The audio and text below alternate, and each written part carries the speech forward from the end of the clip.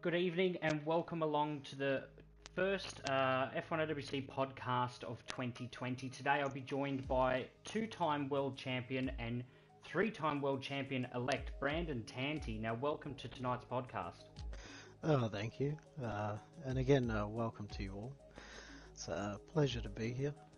Yeah, it's been a fantastic season 11. Now, just tell me from your perspective how season 11 has stacked up in terms of your championship challenge and seasons prior to that. I think in terms of the challenge itself, I think this has probably been the most competitive season for me. It's the most hard-fought season from my perspective. I think a lot of challenges have come forward and presented themselves, and showed some quite, good racing as a result of that. I've, had, in my opinion, a fairly consistent season. But yeah, I think the challenge itself and overall, I think this is the best season I've been in so far, and I'm happy to say that, and I'm hoping that the next race, goes well, yeah, we'll see what happens. But yeah, it's been really good. Yeah, I think from the outset, obviously, going back to winter testing, there we had a few question marks after the grey period at the end of season 10. But I think everyone sort of came to the table with the right mindset on wanting to build the championship into season 11 and beyond. And initially, straight out of the gate in testing, we saw that there was pace there and depth within our drivers. Austin, Shannon, Oscar. Kurt, with the big move to Ferrari to join yourself, was definitely one of the head turners in the paddock. It was something that I initially didn't think would work out, and obviously you have already wrapped up the constructors title for Ferrari in season 11. Just reflect briefly on how you've found your partnership working with Kurt, as opposed to myself and Brian Cruz in the past, who have both been world champions. I think from the beginning, I think it was a matter of, trying to get an idea of how we work together. Obviously, I've never teamed with him before, and in season 10, he was actually a rival to me. But it's actually, as the races have gone on, I think we've built a good platform to be able to work together and share some feedback on what we think we can work towards for following races. But for the most part, yeah, I think hopefully going into the next season, where I'm hoping to retain him as a teammate, I think we've worked out a situation where we can be solid, and even better than this season, and I'm confident to say that. So yeah. Yeah, it's very interesting that you've built this kind of a relationship with a driver that traditionally in the past, as he'd only joined us halfway through season 9, or at the start of season 9 there, to join someone rather fresh on the back of winning world championships and constructors championships with Brandon and myself alike, to go with a fairly unknown driver in terms of you wanting to progress yourself in your status within the series was very risky. But it's obviously paid off at this point, which is really good. And let's say, as you mentioned, you wanted to keep Kurt, or you're hoping to keep Kurt on for season 12 of the F1OWC. What would your reaction be, and what would you say to the potential of losing Kurt as that teammate role, that second driver within whichever team you choose to go to? If you were to lose him in the transfer draft, what would your reaction to be to that, and who would you be looking towards as a substitute if that was to change? Oh, well, that's a good question actually, because I've never actually really thought about it beyond, potentially losing Kurt as a teammate for the following season. Yeah. Yeah, as it stands in the championship allocation, if the season was to end right now, your choices of drivers, or drivers that could potentially take your seat as teammate, would be Ryan Lowe, who's currently second in the championship, then Oscar Grant, Shannon Mortlock. So you've got Ryan Lowe, Oscar Grant, Shannon Mortlock, who could potentially steal your teammate role. Yeah, I mean, it's hard. It's hard to think, but I'd say, they're all great drivers, in my opinion.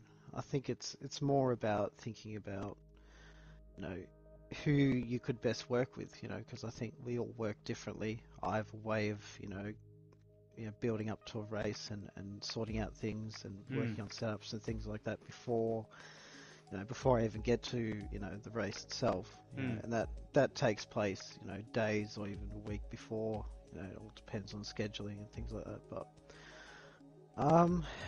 yeah, in my opinion, like, if I was to look, for someone else in a teammate, I need to look, in general, I'd have to look at, I like to share verbal feedback, so I'm the type of person who likes to, verbally talk to another, my teammate and get, that sort of feedback from them, how they're going with it, and so it's an reflecting. Overall package. Yeah, and that's something that, is hard to find. And I think in the past I've had teammates that, filled some criteria and not so much others.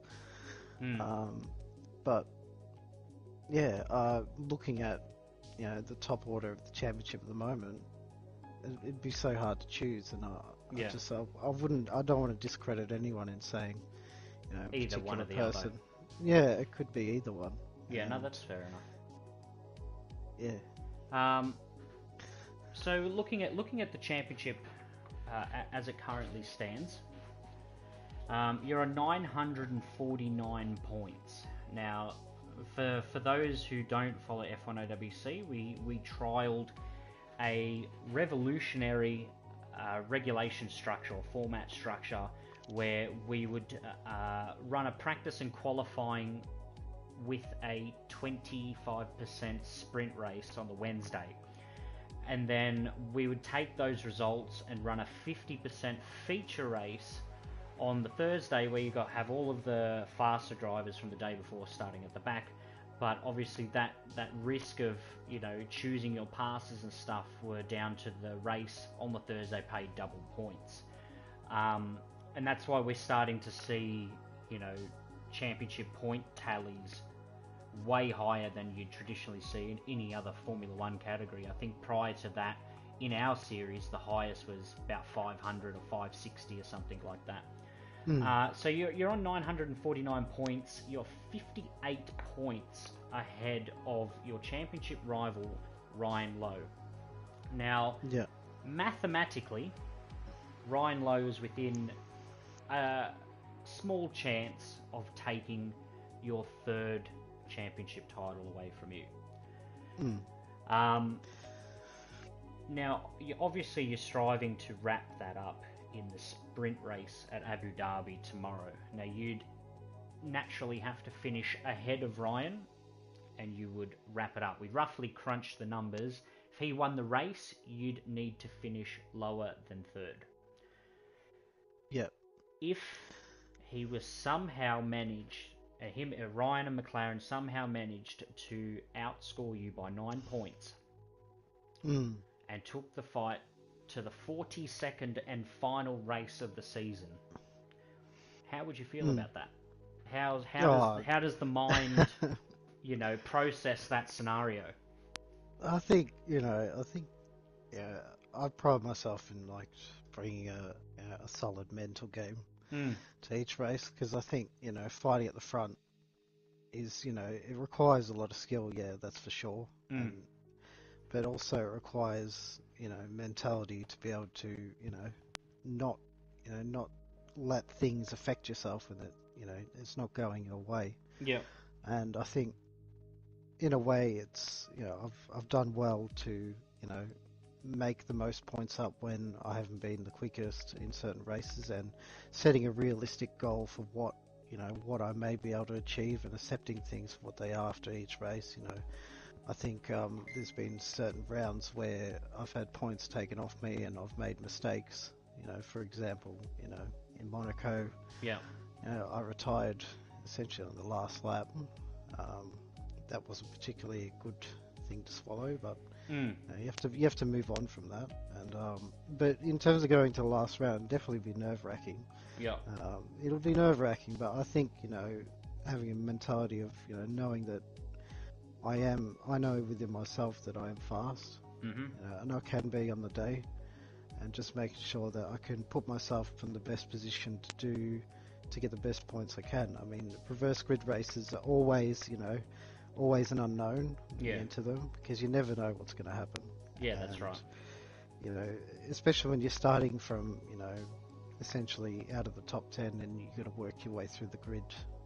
There's a lot of variables that come into play. You could get caught up in incidents that you may not have foreseen. Even on the first lap, you just have to take things as they come in the reverse grid race, and just make sure that you're thinking clearly and you can make the most of it if something does go wrong. Yeah. And do you feel your ability to be a little bit more conservative in the feature races has been one of your strengths, or do you think have you needed to work towards being a little bit more complacent with those big sends into turn one, or where you pick your moments? Do you feel that you've got that advantage over the other guys, and is that something you've put into play, or is it just naturally through experience? I think it's a bit of both. I think experience comes into play, and I think also knowing the people around you and how they race also comes into it. Thinking about what you've experienced with them in the past, and thinking about the moves you'll make in the moment.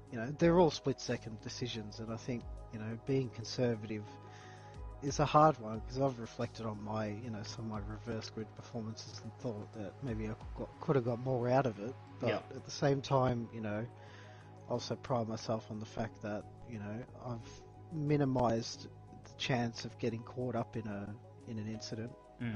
Trying to place myself in the best positions, maybe on track, or even strategy in terms of tyres and that.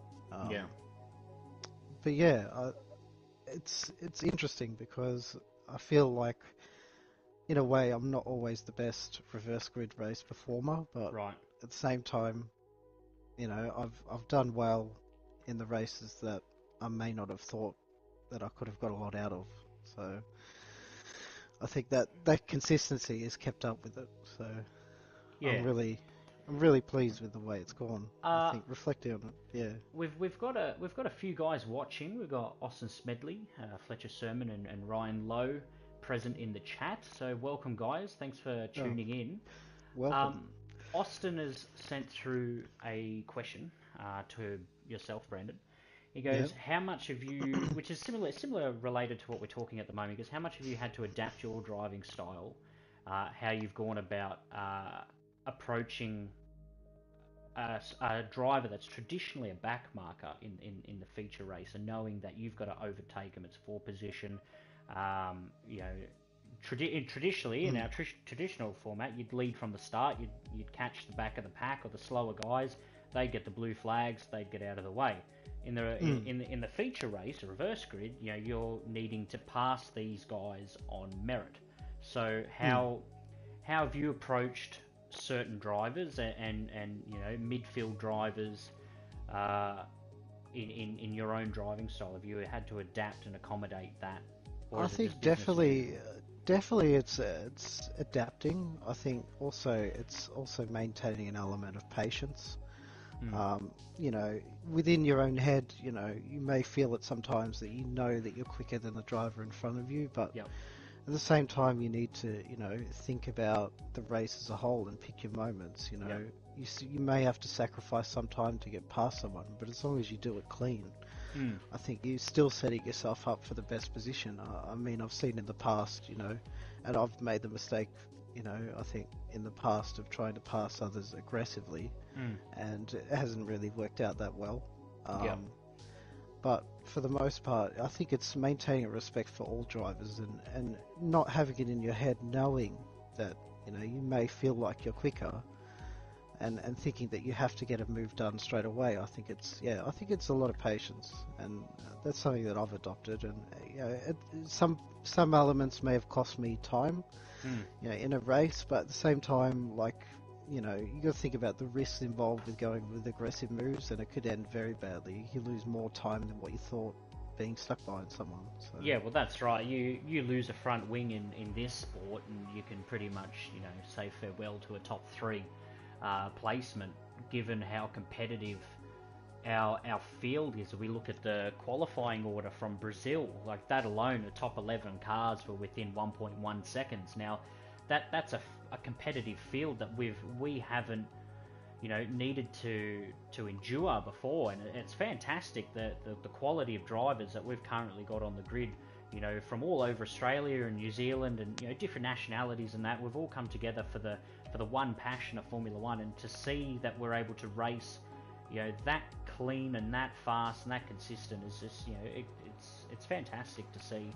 And me as an admin, and obviously yourself playing the admin role, I'm sure you're proud of how the series has evolved over the past 7 years. Oh, 100%. I think, we've come to a point now where, we not only have a competitive set of drivers, but we have a good community within that. And I think a lot of drivers share the same values, the same passion to want to race. And it's all, a very friendly environment, and it spurs on the motivation to want to continue racing. We're all racing amongst effectively friends, and, people who may not have been friends in the past, but joined and have become friends with the rest of us. So, it's a really good environment. Yeah, it's definitely grown. The community side of it has grown. Like, to me, it doesn't feel like a soccer team or a sports team, or something like that, where you're kind of thrown together with some people. Like, we've been racing with these people for some of us a long time now, a couple of years, and that level of engagement, I think, has ramped up in season 11, and I think that's a lot to do with the new regulations, and people engaging more together outside of the league. It's just that harmonious environment, for the most part, is been quite prominent, and for me, moving forward into season 12 and beyond, I think what we've established here is really good in terms of bringing new people into the series and saying, hey, look, guys, there are other leagues out there that may or may not give as much time to setting the foundations of a good community, good race environment, and I think that's one of the stronger appeals of F1OWC. I think definitely it's building a strong appeal, I think, amongst the drivers we have at the moment, and potential future drivers. I think we have a few in line that are willing to join shortly. Yeah, there's talks of potentially F1OWC picking up their first female driver, which is big headlines in the esports of F1OWC. I'd very much like to see that play out, and if she is or isn't successful, I think that's beside the point. Definitely have that there is pretty good, and I'm pretty happy to see how that plays out. Just segueing a little bit back to our championship results and our drivers. Now, I did briefly mention that the depth of drivers in Season 11 has been fantastic. Now, just to emphasise that, we've got 7 race winners from this season alone, which is nearly double what we've had in the past. Now, just go through the race winners on paper. We've got yourself, Brandon, we've got Ryan Lowe, Brian Cruz, Shannon Mortlock, Luke Smith, Kurt Dunn, and Oscar Grant. May I add, almost Austin. Almost Austin. I'm sure he's not too happy with me about that one. But... No, and unfortunately, it could have been Haas F1's first win in the F1OWC, so I'm sure the guys back at the Haas factory are shattered. But, Austin's has had a fantastic season, looking back through the results. He's had 4 podiums. He's had 2 second places, so 1 in Mexico, 1 Brazil, backing up the strong results that he had in season 9, getting the winner, the front row lockout and the podium at Mexico, but then getting the pole and the win in Brazil for Ferrari was pretty good. So then to back those results up with 2 second places in season 11 was pretty good. Got a 3rd place in China and a 3rd place in Germany in that tricky wet race. That was quite enjoyable, I think, by all. I think it was really good. I'm sure that was one to be proud of. Yeah, on behalf of Austin. So. Yeah, I think he needs to look back at his season 11 campaign and go, hey, look, maybe I could have won the Mexican Grand Prix and gone one better than he did in season 9. But I think overall, four podiums in a single season is probably his best run to date. So I think he shows that he has the pace at certain tracks.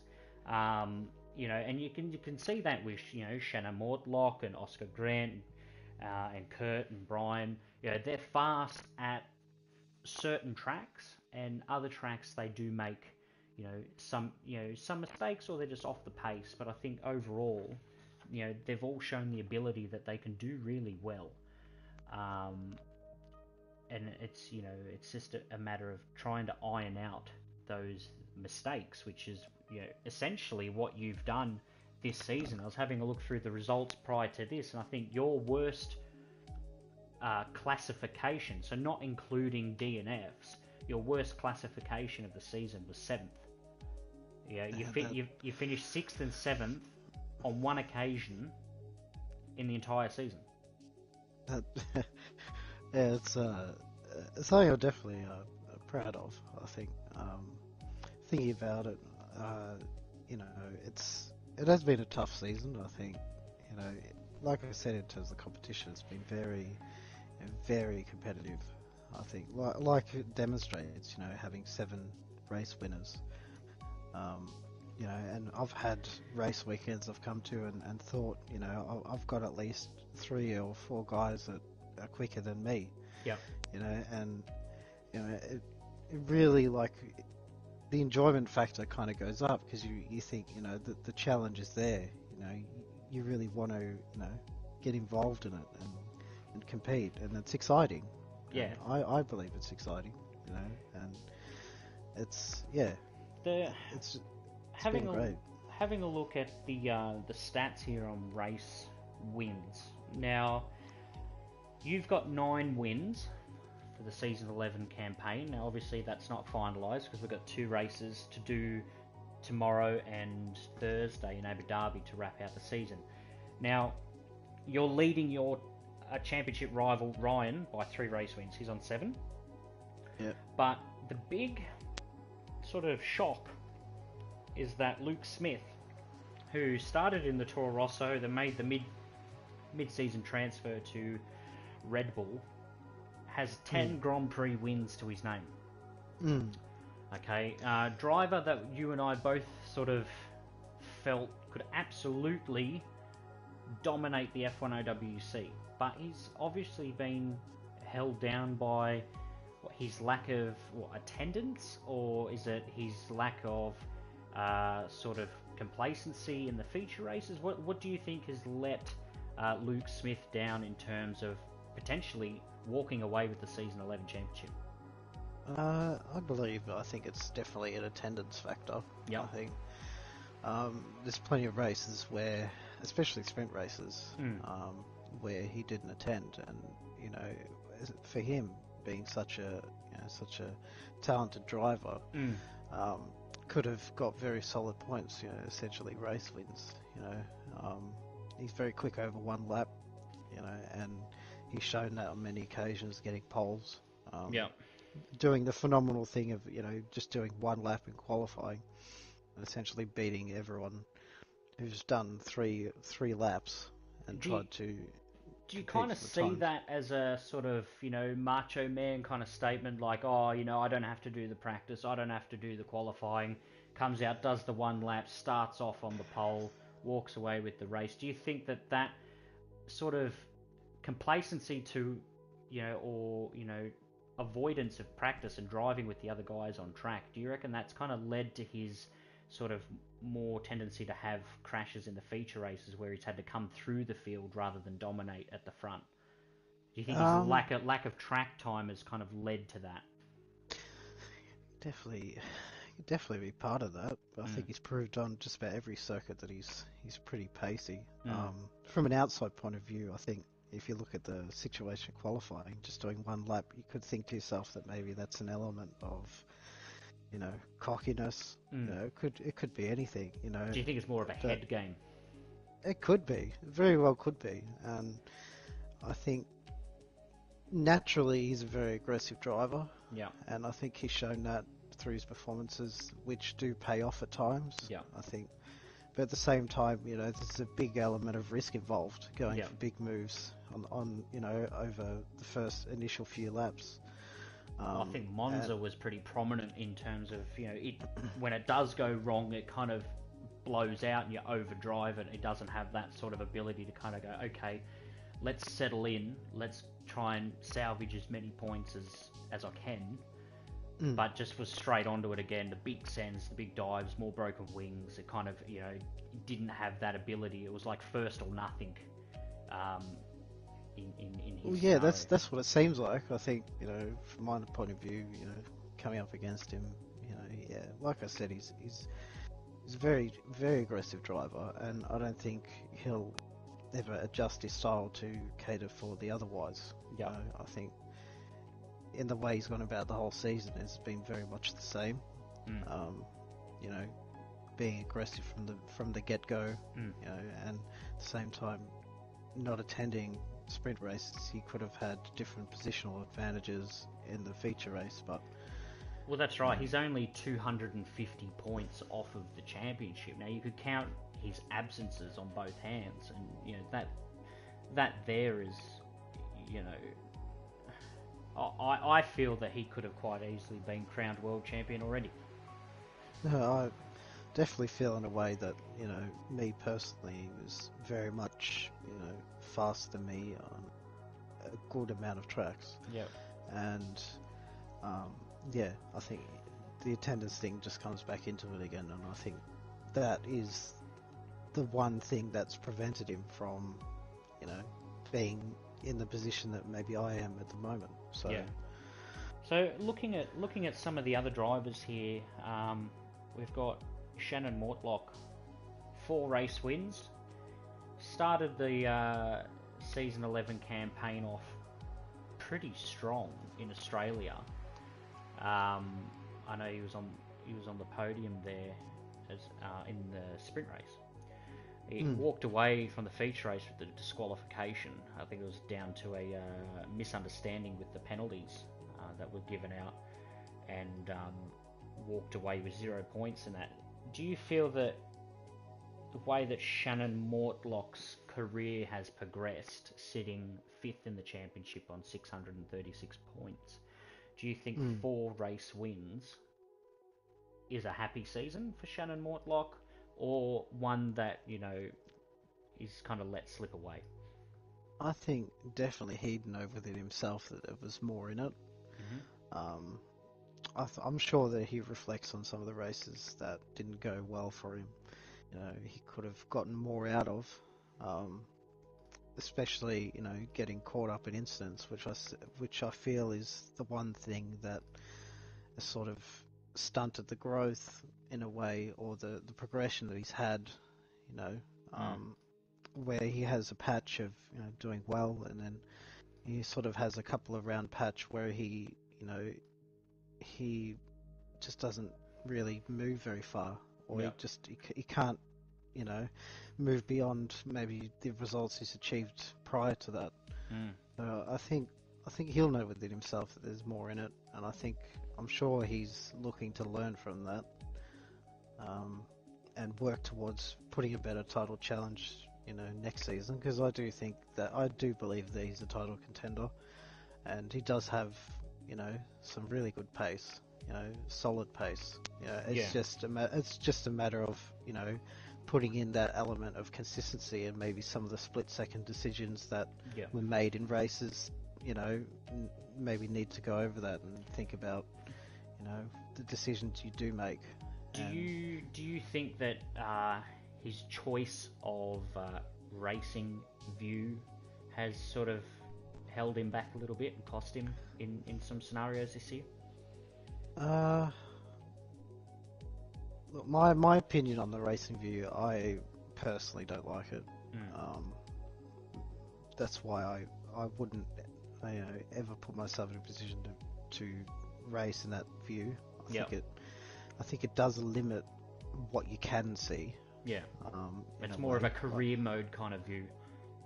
Yeah, you could say that, and I think in terms of a league racing situation, I think you want to do your best to make sure that you can see most things in your field of view. Yeah, that's right. Mirrors, and when in the view that I race, you can see apexes, which is quite hard to see. You can't really see it in a cockpit view, and that may affect the way that he does drive. He shows that he's quick with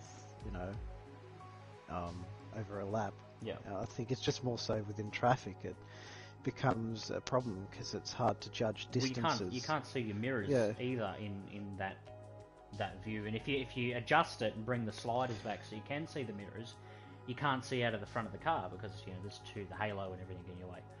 Yeah, that's right. Do you feel the Shannon Mortlock that was disqualified for crashing into Ryan Lowe at the Austrian Grand Prix, do you think the Shannon Mortlock of then has evolved to the Shannon Mortlock we've got now? Or do you think there's still traits of that sort of, that youth or that inconsistency? I think he's definitely evolved from that. I think he's learned some lessons from the incident itself, and maybe he's put that into practice. Some new things that, new ways of driving, or new mentality of thinking about how you go about a race. I think it's shown that he's been a little bit more consistent. I feel it's just that, as a season as a whole, the inconsistencies kind of got him. But I think he's definitely evolved. I think he has. So we'll move on to Oscar Grant, which is one of our drivers from over in New Zealand. Now, only the second driver that we've had from New Zealand, and both drivers that we've got have been pretty good. But Oscar Grant, driver for Alfa Romeo, has 5 race wins to his name. He's picked up his first one, if I'm not mistaken, come with the wet weather race in Hockenheim in Germany for round 11. So he did had to persevere for quite a fair chunk, or halfway of the season, before he was able to take the top step. But since then, he's taken 4 pretty convincing race wins in the back end of the season. How do you see Oscar Grant as a competitor and a title challenger for potentially season 12? Oh, look, I value him very highly as a competitor. I think the past 3 races I've had with him, proves that, he can, beat me, and he can essentially beat everyone on the grid on certain race weekends. His ability to race at that level is, it's surprised me, especially over, particular few races. I think, I've really enjoyed the battles that I've had with him. Yeah. He's very, respectful driver on track. But in terms of next season, in terms of being a competitor, I definitely rate him up there. And he matches Brian Cruz on 5 race wins for season 11. Now, Brian Cruz is a 2-time world champion who endured a lot of success, I may say, at the start of his career at Force India and then into Mercedes, which he dominated season 7 with 20 podiums out of 21 races. Do you think matching a driver like Brian Cruz in race wins and potentially podiums in season 11, do you think that Oscar has the potential to go on and win a championship? And how do you view won Brian's season by only having 5 wins, and Oscar's potential to emulate that. I think matching, Brian on wins, essentially, looking at that stat within itself sends a statement, to the rest of us, showing us that, he can race at that level. Like I've discussed with Oscar, I do rate him highly as a competitor for next season. In terms of Brian, his season, I think, has been a bit up and down. I think, some of that's down to attendance. Yeah. I think he had the ability to be, where myself and Ryan are at the moment. But for a lack of attendance, that's sort of, he's wavered off a bit and, maybe lost motivation in wanting to race. Do you feel that his success, his high level of success at the start of his career, has kind of put himself mentally into a sense of needing to meet up to that standard in every time he goes to the track now? Like, he's expected to come in and dominate. He's expected to be the fastest driver because of his 2-time world championship status and, the level of dominance that he had. Do you think that pressure he's put on himself has kind of probably led to that attendance, or that sort of, I'd hate to say downfall, but it's obviously not the Brian Cruz of old? Yeah, I think, when you go from a situation of, dominating in the fashion that he did, I believe it's hard to accept when you're not the quickest anymore, and when you're not fighting for the top spot as much as maybe you felt like you can be, or you want to be. And I think an element of acceptance for it, he may not have had. It's hard to go from a situation like that and then to be in a position where you're not the only one fighting for it. When you've got people better than you. Yeah, well, he has been able to come when he has been here in season 11. He's won races. He's got fastest laps. He's got pole positions. He's demonstrated that he has the ability to win races and potentially win championships, challenge for a championship. He currently sits 6th in a championship, 587 points. Now, I think in those races that he was absent from, I think he could have had an honest shot at the championship in season 11 for Renault. But I also, too, from personal experience with Haas in season 7, I know what it's like to go from such a high level of dominance where you are the number one man in the series, you've got the target on your back, to go in a position where, you feel that regardless of what you do, you either can't perform to the level of these new guys, or you're making silly mistakes now, and you start getting into your own head. And I saw that deteriorate over season 7, and it took me a while to get back. And what helped me in season 9, obviously there was a regulation change in the cars, and it kind of fell a little bit more in my favour. But in Monaco season 9, where I was able to come back, we dominate the weekend. 3 lap records in the 3 practice sessions. Just missed out on the pole position. Dominated the Monaco Grand Prix, which we ran at 100% distance. To win that with no wing damage, and that was my first race win, of that caliber on a wheel with no traction control, and to sort of evolve my own driving performance to meet the new guys was something that was really special to me, and it's hung around for a long time. Well, being your teammate, I was there, and I saw the element of excitement and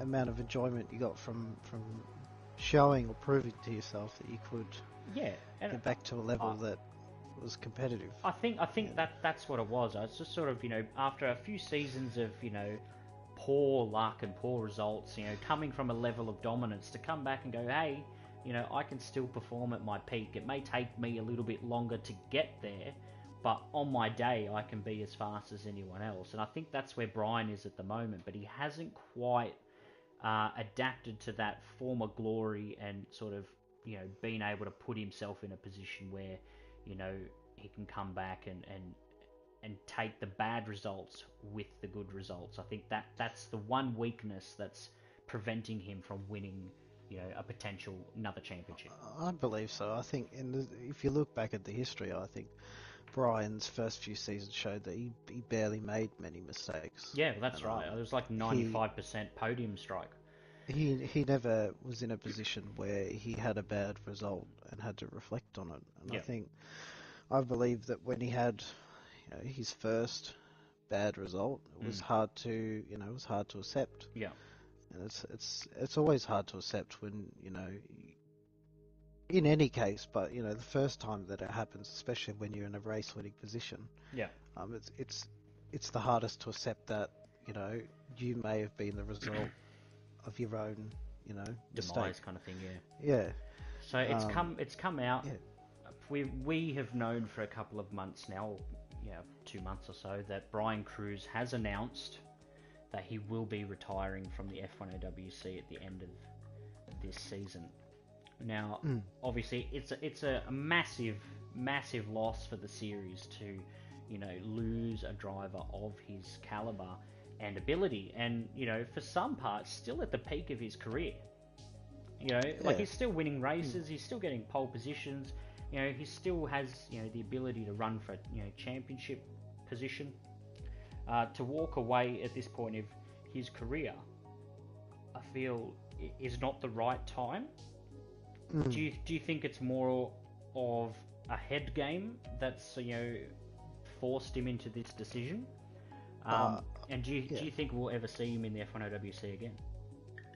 I think at this point, there is an element of maybe not getting the good results, or as results in a lack of motivation, maybe on his behalf, and with that lack of motivation becomes a question over whether you want to continue doing it, because I guess at the end of the day it's about enjoying what you're doing, taking the time and taking part in the races, and enjoying that, reflecting on it after the race and thinking maybe despite the result you got, you still enjoyed it.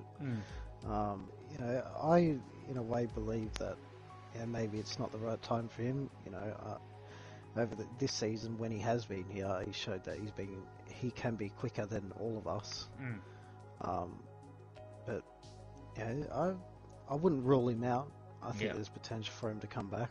I just it's a question of when or how long he may step away for. Well, if he runs the risk of potentially stepping away for too long and not having the capacity to come back competitive.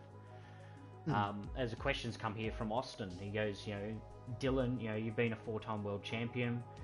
How have you seen the racecraft of the whole field progress as a whole compared to previous seasons? And I think, compared to what we're doing now and the pace that we're, competing at and racing at now is night and day to what it was in season 1. Now, I'm one of only 2 drivers on the current grid that have, been there since season 1. And it was very, very different back then. We raced to the regulations, but, we didn't know, we were very fresh to, league racing and stuff like that. So, you had your automatic gears, full TC.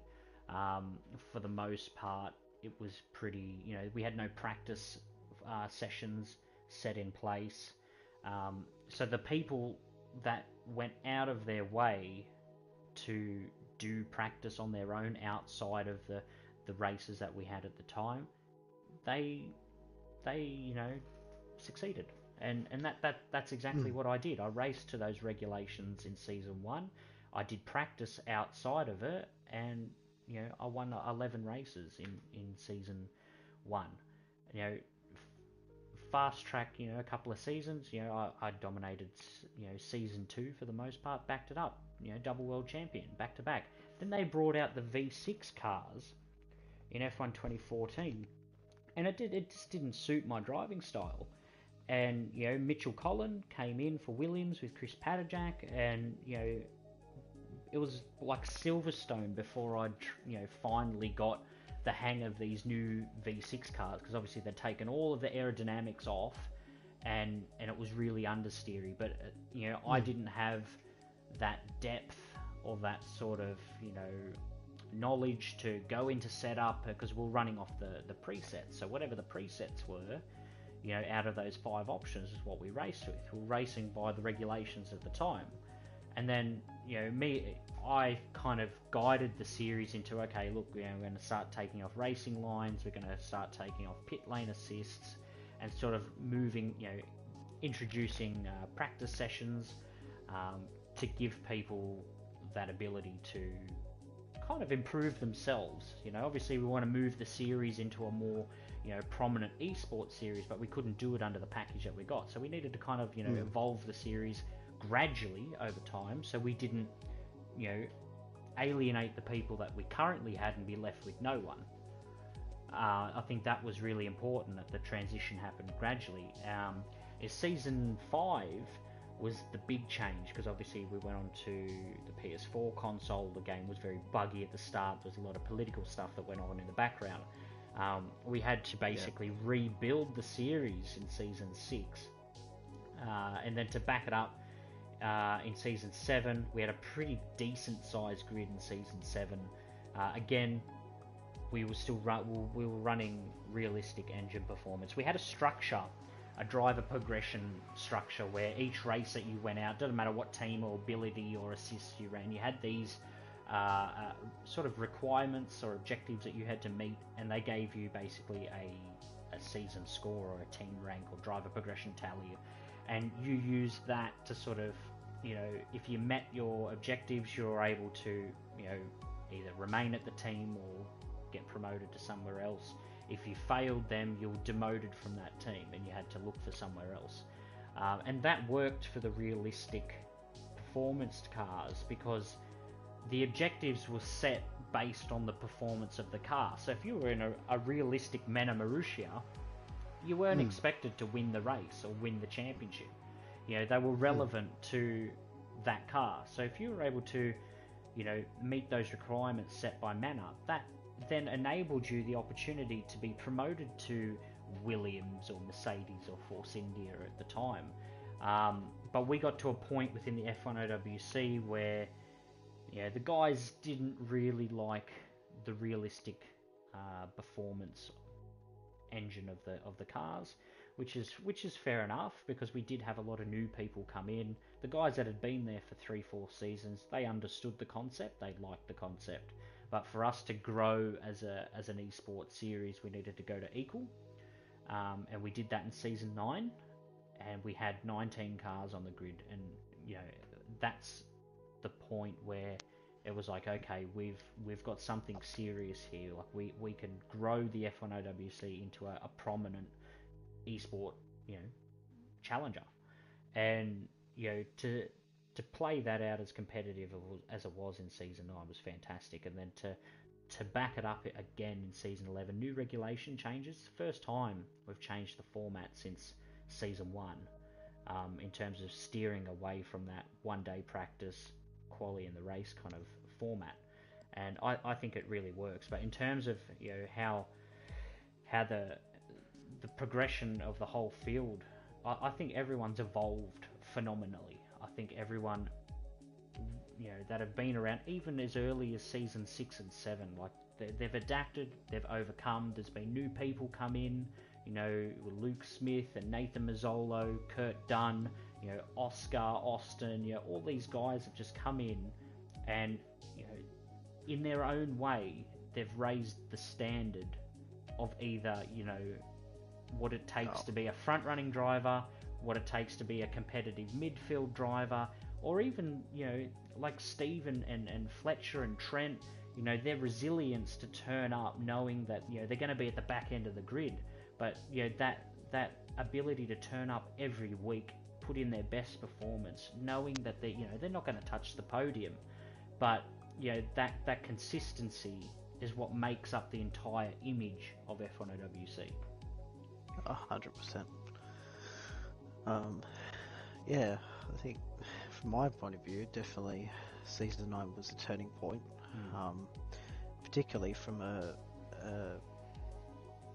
driver who was racing at the sharper end, seeing the competition basically rise exponentially from the first race, and then when we got to Canada, when we saw the arrival of Nathan. Well, you raised the bar half a second. Well, yeah. Half a second of what we already thought was the limit. Yeah, and it just goes to show that you may feel there's a limit, but there's always room for more. And you may feel you're fast at the time, but the next race, you could be anywhere. Yeah, and it's the exciting part of it, I think, in a way. It's definitely been a really good, progression from where it has started to where it is now. Yeah. Particularly from the point when I started, because I did start in the realistic era. Yeah. Seeing, I started in Season 7 when Ryan effectively, dominated the series. Yeah, well, he wiped the floor with, I think, just about everyone. Yeah. But yeah, to go to Season 9 where we had, we were in a situation where we're seeing different race winners, different people competing, new people on the podium. It was a good feeling for the series as a whole. Yeah, well, I definitely think in Season 11, like the diversity of people that have been on the podium, like Arthur and all those guys that may not have won a race, but they've been on the podium. And nearly every race there will have different people on the podium, and I think that's fantastic. Not only for the series, but for the morale of everyone that's driving. They go, hey, look, if we do a good race here, we could have a shot at the podium. And on your day it might just happen. Whether or not it's out of pace, whether it's out of luck, that variance of not knowing what happened. I think that feature race, the reverse grid feature race, really throws a curveball. I was about to say that. I think it definitely throws an element of unknown into it. Yeah. Especially from people who may not, like you said, may not be in a position to contest in a normal race weekend where we have the qualifying and the 25% race, but in reverse grid races, there's the variable of you don't know what's going to happen. Yeah. And it's shown that people have taken advantage of it and placed themselves in positions where they've got podiums, some have got wins. Yep. It's Well, I think even too, like Fletcher and myself have finished fourth place a couple of times. Just off the podium. I think that you're not seeing one person walk away with the championship, and I think that's what's really special about this season in particular, but also about the depth of the drivers that we've currently got. Oh, definitely. Yeah, definitely. And just looking ahead into Abu Dhabi and Season 12, just to wrap it up, we've got 5 minutes on the clock. Championship will wrap up tomorrow, on Thursday, and we will either be announcing yourself as a 3-time world champion, or we'll be announcing McLaren's Ryan Lowe as a 1-time world champion. Now, looking into potential driver lineups for next season, if we take the draft pick out of equation, let's talk transfer rumours for a moment. Now, looking at the current lineup, I'm going to go through what my sort of draft pick of pairings would be, and you tell me if you think that's how you feel it all line up. So I reckon it would be you and Kurt Dunn. I think, yeah, as you've mentioned earlier at the beginning of the podcast, you wanted to retain him as a teammate. I think that will happen. Yeah. I think Ryan and probably Oscar would be a pretty good fit. I think definitely be a partnership that would be hard to break throughout a season. Well, looking at the in terms numbers, of contesting for constructors. Yeah, looking at the numbers now, if Ryan and Oscar were teammates, they would have won the constructors championship and not Ferrari. I think that would be a very, very interesting partnership. I think there's talks that Ryan wants to stay on with McLaren, which is pretty good if he wants to potentially contest a championship or a constructor with McLaren, as it hasn't happened for a team outside of the top four.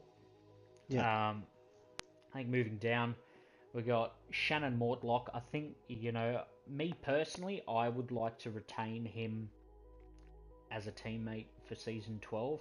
I know there's talks of maybe he might be looking to pair up with Oscar, but I think he's very much like you, where he wants that level of engagement and practice and discussion and debrief outside of the official sessions. Which he feels that he may not get with Oscar based on the time difference of him being in New Zealand and Shannon, potentially going back to school when this COVID-19 is over. So I think either Shannon and Oscar or Shannon and myself would be pretty good. Obviously, Brian Cruz, we've announced, will be retiring in Abu Dhabi. Austin Smedley is an interesting choice because he hasn't had the best luck of teammates in the F1OWC. For the most part of this year, he was running without a teammate for Haas. I would like, personally, I reckon, based on pace and based on the races that he's been present at and been quick at, I think him and Mitchell Collin, the Season 3 World Champion, would be a pretty healthy lineup. I think that would be a solid pairing.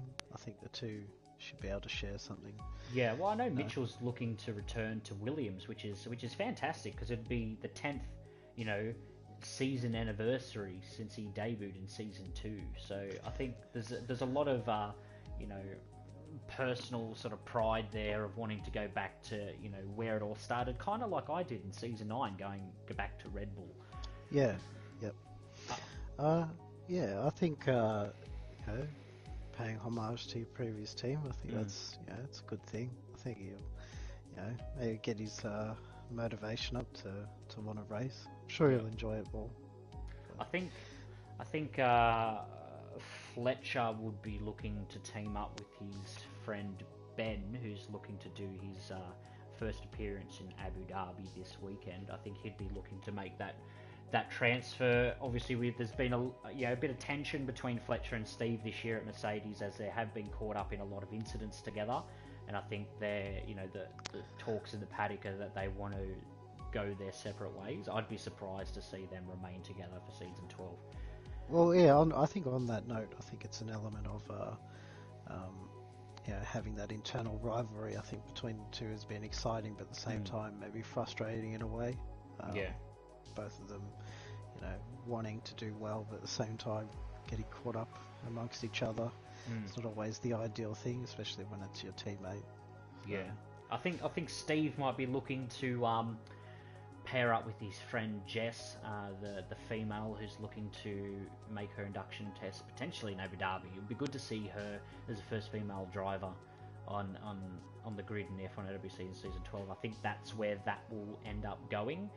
And then I think we'll probably see Mitchell Hayward, who's done half of season 11. I think he may end up pairing up with Trent Fuller, which will leave Harry Ryan, who currently races for Racing Point, on his own, but basically a free agent to go to whichever team he chooses.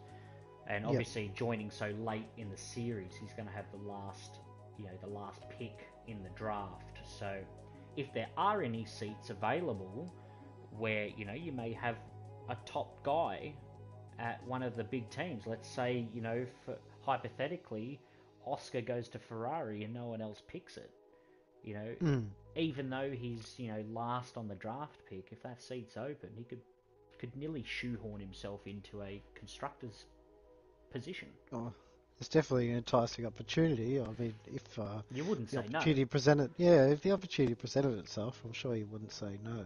So, yeah, Nah, I it's mean, if I fantastic. was in a similar circumstances, I wouldn't say no. Yeah. So. All right, well, it's now 8:01, so we're going to wrap this up. And, you know, thanks to everyone who's commented and tuned in and watched the podcast today. We do want to make this a regular thing. We're hoping to regroup on Friday after the final race of the season. We'll talk about the 2 races in Abu Dhabi. We'll talk about the driver lineup. We'll lock in the driver lineup, and we'll talk about the Season 12 regulations and where we're looking to shape it. And so thanks to everyone for tuning in. Thanks, Brandon, for joining me, and best of luck. Thank you. Thanks, guys. And best of luck in Abu Dhabi, and hopefully Mr. 3-time world champion on Friday. Well, I'll be doing my best, so we'll see how it all goes. All right, mate. Thanks, guys. See you later. Thank you.